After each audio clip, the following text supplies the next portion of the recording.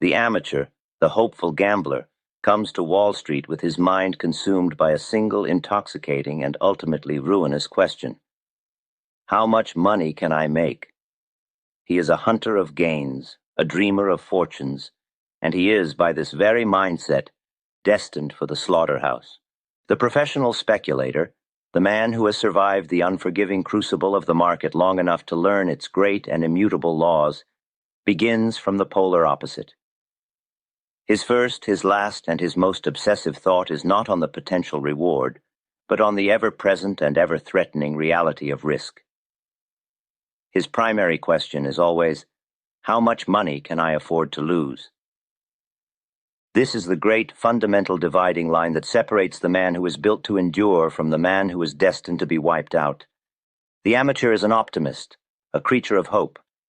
The professional is a realist, a strategist whose primary and most sacred duty is the relentless and disciplined preservation of his capital. For he knows a simple and profound truth. A speculator without capital is like a general without an army. He is no longer in the game. His opinions, no matter how brilliant, are worthless. His past victories are but memories. Capital is the lifeblood of speculation, the ammunition in the long war against the market's uncertainty. To understand the operational philosophy of a master like Jesse Livermore is to understand that every single rule, every tactic, and every principle he ever espoused was built upon this one single foundational bedrock, the preservation of capital above all else. This was not merely a rule, it was his religion. This entire system of risk management, forged through a lifetime of both spectacular victories and soul-crushing defeats, is a science. It is a set of definite, logical, and inviolable laws for engaging with an inherently uncertain future. It is the speculator's only true shield against his own human fallibility.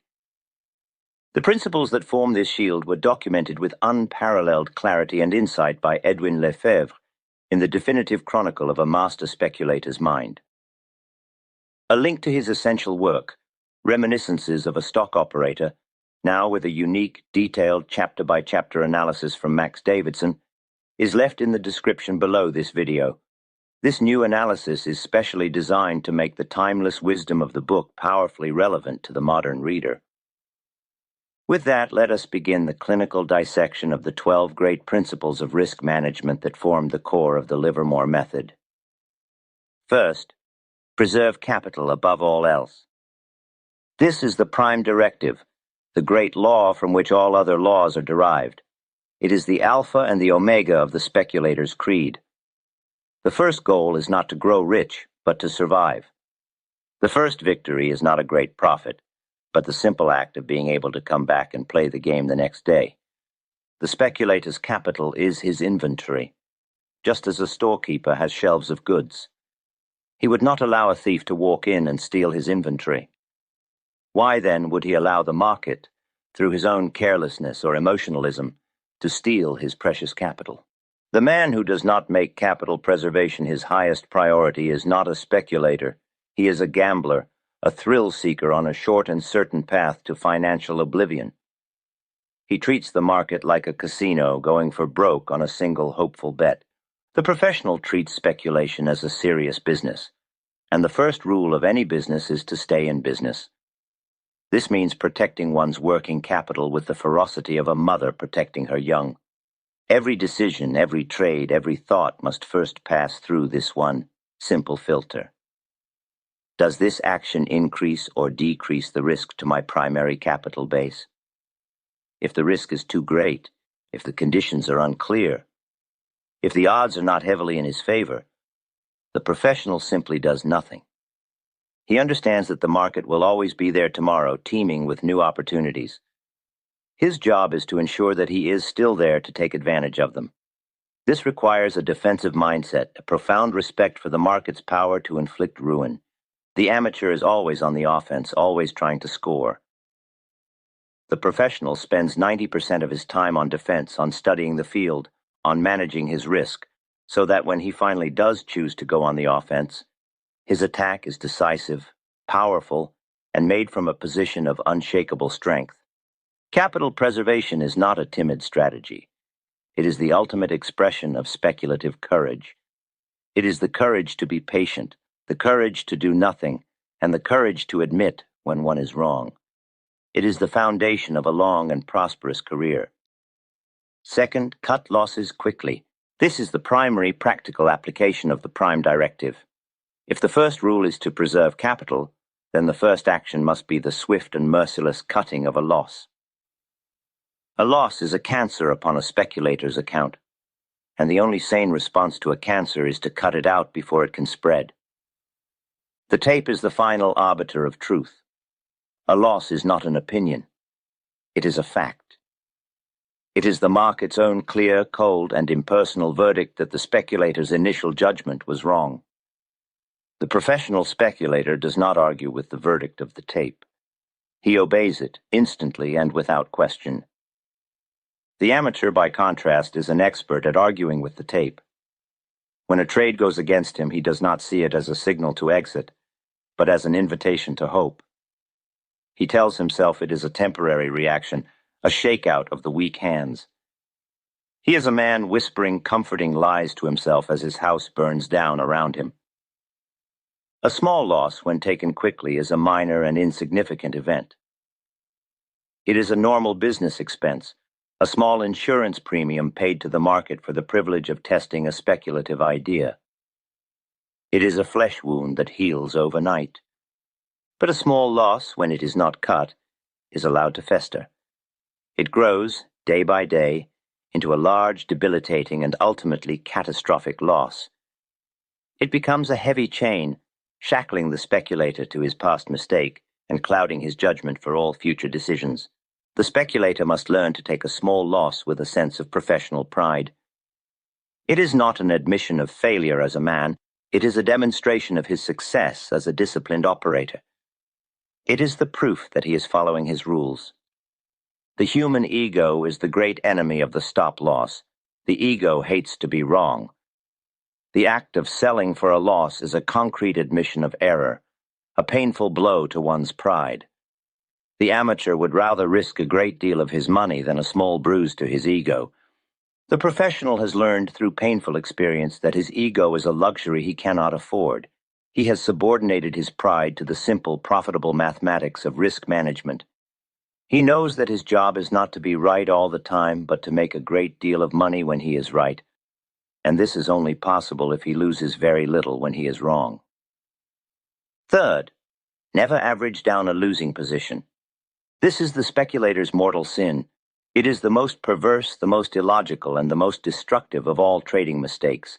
It is the act of not only failing to cut a loss, but of actively and deliberately reinforcing a proven failure. The amateur, trapped in a losing position by his ego and his hope, sees the declining price not as a warning but as an opportunity. He tells himself, the stock was a bargain at 50, so it must be an even better bargain at 40. He buys more, averaging down his cost. He believes he's being a shrewd investor. In reality, he is a fool, doubling down on an error in judgment. He is throwing good money after bad, sending his precious reserves into a battle that is already being lost. The professional operates on the exact polar opposite principle. He never reinforces failure. He reinforces success. He never averages down a loss. He pyramids a profit. To average a loss is to commit more capital to a position that the market itself has already told you is wrong. It is a direct and defiant argument with the ticker tape. It is an act of supreme and costly arrogance. The stock is not cheaper at 40. It is weaker. It has, by its own action, proven that the line of least resistance is downwards. To buy more of it is to attempt to catch a falling knife. This mistake is born of the desperate desire to get out even. The trader, by lowering his average cost, believes he is making it easier for the stock to rally back to his break-even point. He does not realize he is only digging his financial grave deeper. The ironclad rule must be this: never, under any circumstances, buy more of a stock that is showing you a loss. A losing position should only ever be closed. It should never be increased. To do otherwise is to violate the most fundamental principle of capital preservation. It is the act of a man who, finding himself in a hole, decides that the only solution is to keep digging. Fourth, let profits run. This is the great positive corollary to the defensive rule of cutting losses. The speculator who has mastered the art of cutting his losses has solved the problem of survival. But to move from mere survival to great fortune, he must master the second and equally difficult art, the art of letting his winners run. The same emotional demons that cause the amateur to hold his losers cause him to sell his winners too soon. He enters a trade correctly, and it shows him a quick and handsome profit. Immediately, he is seized by the emotion of fear, the fear of seeing that paper profit disappear. He is tormented by the thought of a normal reaction wiping out his gain. He tells himself the most dangerous and seductive of all market platitudes: you can't go broke taking a profit. And so he sells, snatching his small, nervous gain. While it is true that one cannot go broke taking a profit, it is the philosophy that guarantees a man will never grow rich. His career becomes a series of small, timid wins that are inevitably and mathematically wiped out by the one or two large, undisciplined losses that he was too hopeful to cut. Livermore stated with absolute clarity that it was never his thinking that made the big money for him. It was his sitting. It was the courage and the character to hold a winning position, day after day, week after week, as long as the stock and the market were acting right. The great profits are not made in the initial breakout. They are made in the great, quiet, and often nerve-wracking middle of the big swing. To sell a stock that is in a powerful, confirmed uptrend is to abandon a victorious campaign long before the final victory has been achieved. The speculator must have the patience to sit with a winner, to endure the normal, healthy pullbacks, and to give the trend the time it needs to fully mature. This is the hardest work in speculation. It is a battle against the powerful, primal instinct to secure a small gain out of fear. The man who has mastered this art is the man who can turn a 10-point gain into a 100-point gain. He is the one who captures the great, life-altering moves that the market offers only a few times a year.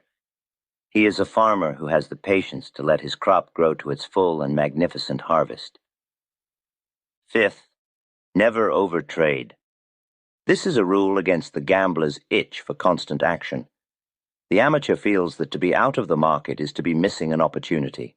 He cannot stand the quiet of being in cash.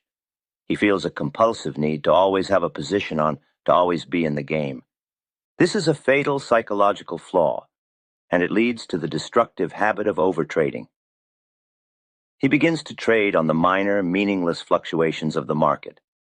He is not speculating on the great primary trends. He is gambling on the random day-to-day noise. The costs of this habit are twofold. The first is financial. He is constantly being whipsawed, buying at the top of a small wiggle and selling at the bottom. His account is steadily bled dry by 1,000 small losses and the constant corrosive drip of commissions.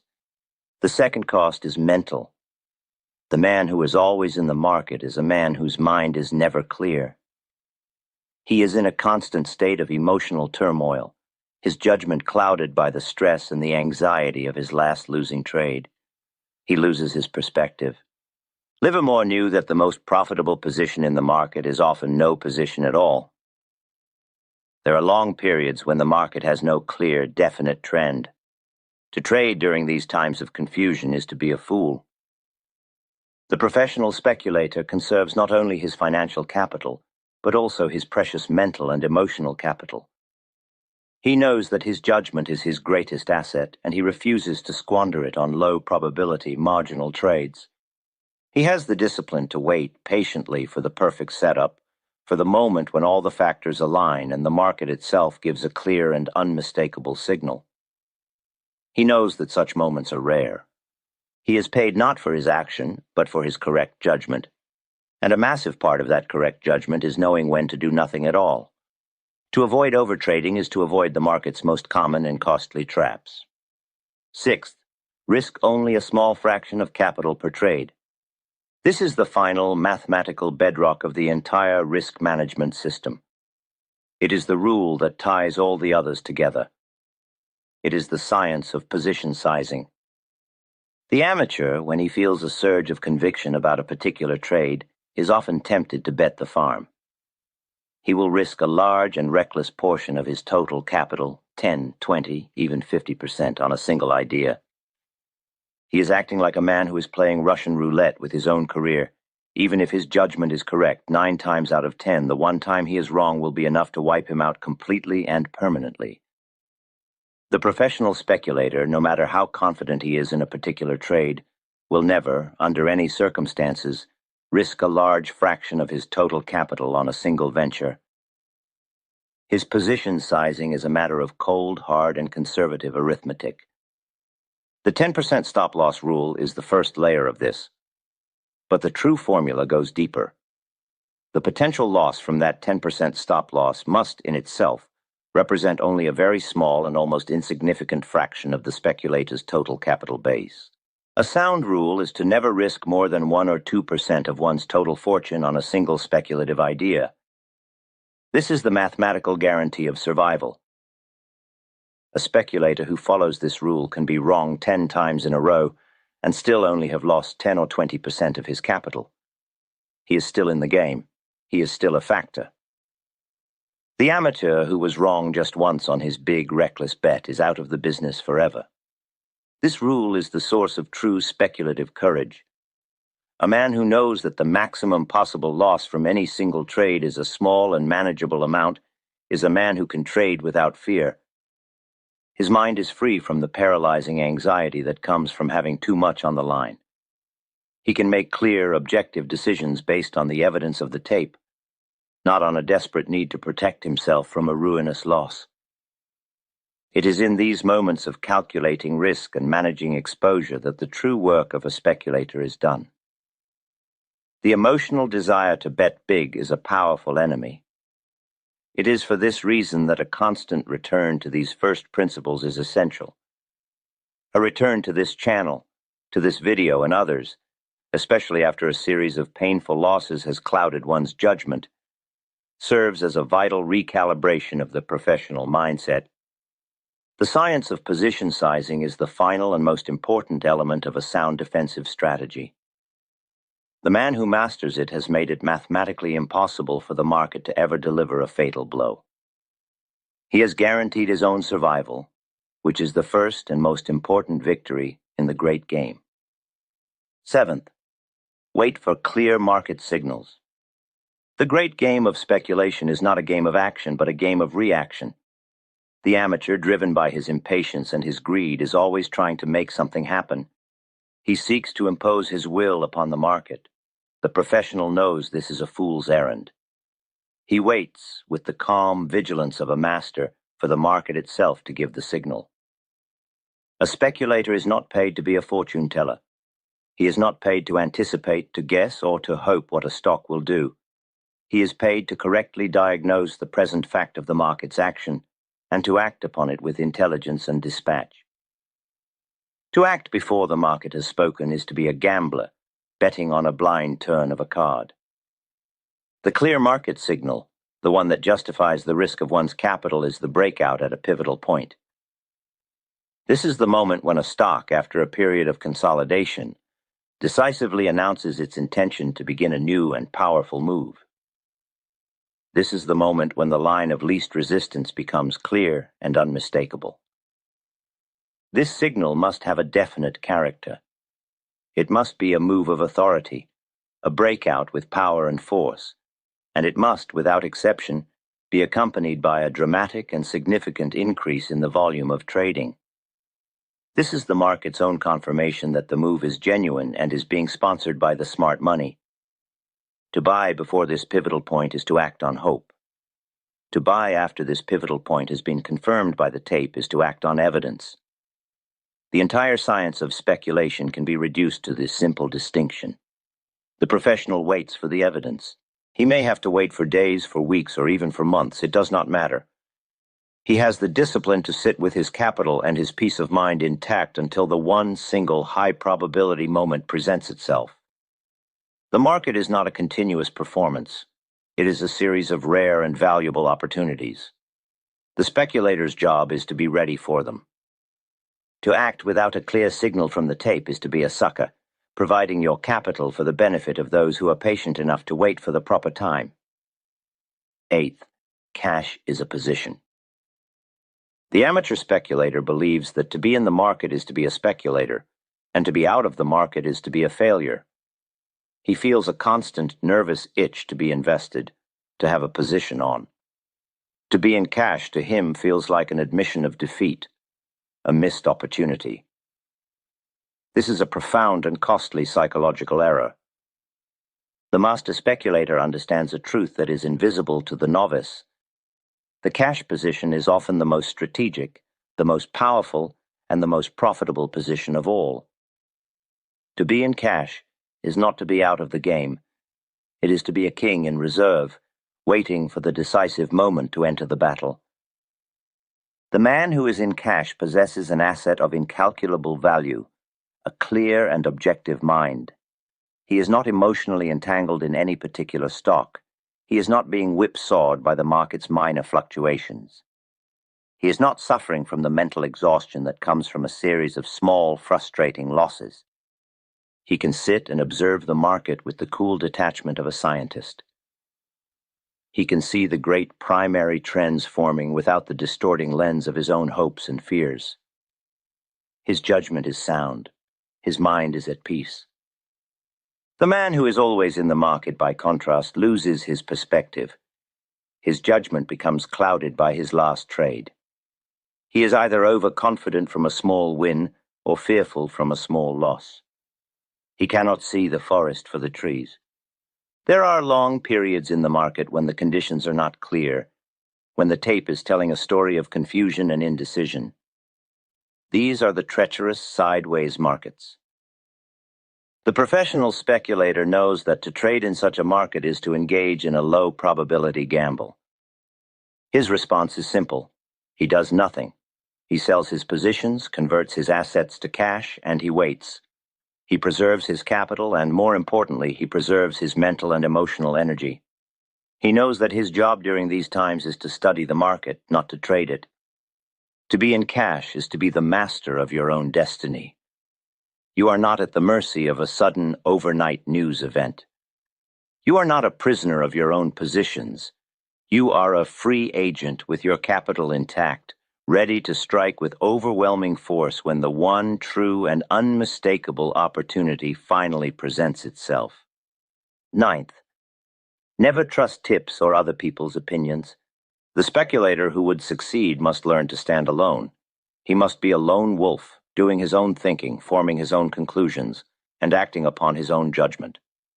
The moment he allows the opinion of another man to influence his decisions is the moment he has surrendered his own mind, and his capital is sure to follow. The world of Wall Street is a vast and noisy echo chamber of tips, of rumors, of so-called inside information. This is the bait for the sucker. The amateur, in his intellectual laziness and his desire for a shortcut to easy money, is an insatiable consumer of these tips. He does not stop to ask the most logical of all questions. If this information is so valuable, why is it being given to me? He does not see that a genuine tip is the rarest thing in the world, and that the vast majority of what he hears is either a guess, a hope, or a deliberate piece of manipulative propaganda. To act on a tip is to make a trade for which you do not understand the premise. You do not know the real reason for buying, and therefore you will never know the real reason for selling. You are a blind man being led by another, and both are destined for the ditch.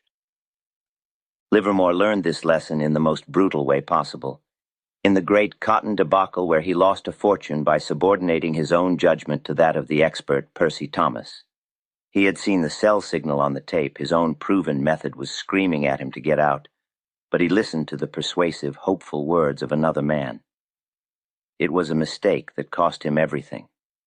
From that day forward, the rule was absolute. He did his own work. He studied his own charts. He read his own tape. His mind was a locked room, and the opinions of other men were not granted entry. The speculator must learn that no man can make a great fortune by having another man tell him what to do. The thinking must be his own. The decisions must be his own. And the responsibility for both the profits and the losses must be his own. 10th, patience is protection. The virtue of patience is not, as the amateur believes, a passive quality. It is an active and powerful form of defense. It is the speculator's primary shield against the two things that are most certain to destroy him: his own emotional impulses and the market's many deceptions.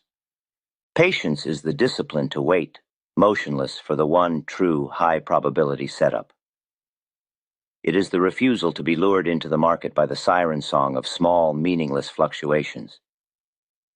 It is the wisdom to know that the money is made not in the trading, but in the waiting. Patience is the protection against the whipsaw of a sideways market. The impatient trader is chopped to pieces, his capital bled dry by 1,000 small cuts. The patient trader stands aside in cash, his capital preserved, and waits for the trend to declare itself. Patience is the protection against chasing a stock that has already had a great and powerful advance.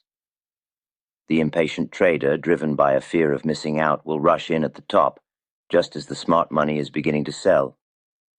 The patient trader will let the stock go, knowing that to buy late is to buy wrong. He understands a simple truth. The market is a continuous parade of opportunities. To miss one is of no consequence, for another will soon come along. There is no need to be in every move. There is only a need to be in the right moves. Patience is also the courage to sit tight with a winning position. It is the discipline to not be shaken out by the normal, healthy reactions that are a part of every great trend. It is the fortitude to let a profit run, to allow a 10-point gain to become a 100-point gain. The speculator in the end is paid for his patience. He is paid for his patience in waiting for the correct entry. And he is paid for his patience in waiting for the correct exit. Every other action in between is a potential source of loss. 11th, the market is always right. A speculator is a man who deals in opinions. He forms an opinion based on his study about the future direction of a stock or the market.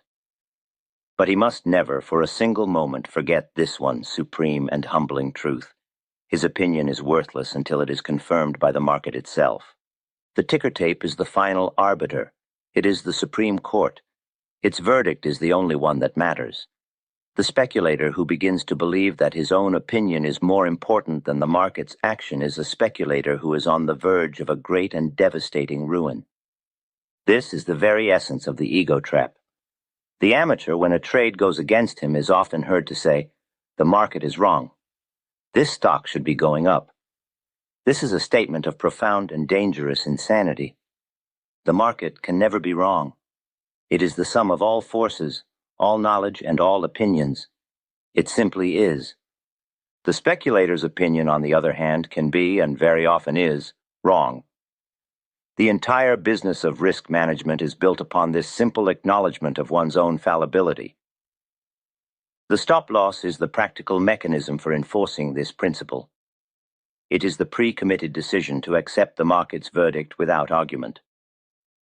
When a stock moves against a speculator and hits his stop, the market is saying, "Your opinion is wrong." The speculator's only sane response is to say, "I accept your verdict," and to close the position. To argue with the tape, to hold a losing position in the face of the market's contrary evidence, is the act of a man whose pride has become more important to him than his capital. And the market has a way of taking both from such a man. 12th, control emotions. This is the final and the all-encompassing law. It is the one principle that makes all the other 11 possible. The speculator who has not first learned to control himself can never hope to control his account. The great battle is not fought on the exchange. It is fought within the mind. The market is a machine that is designed to exploit the most powerful and primitive of human emotions. It tempts a man with greed. It paralyzes him with fear. It deludes him with hope. It inflames him with ego. These are the great enemies of the speculator. The entire set of rules and principles that Livermore developed was, in the final analysis, a system for the management and control of these emotions. It was a scientific fortress, built to protect his rational, analytical mind from the destructive chaos of his own human nature. The stop-loss is a rule against hope. The practice of patience is a rule against greed and impatience. The principle of following the trend is a rule against ego. Each rule is a specific and targeted defense against a specific emotional weakness. The speculator who would succeed must become a cold and detached operator. He must learn to view the market not as an exciting casino or a personal antagonist, but as a series of impersonal mathematical problems to be solved. He must achieve a state of mind where he can take a loss without flinching and a great profit without gloating. He must be a scientist, an observer of facts, not a participant in a great emotional drama. This is the hardest work of all. It is a lifelong and never-ending battle against the powerful currents of one's own inner world. But it is the one battle that must be won. For the speculator who has achieved a state of perfect emotional control is a speculator who has at last become invincible.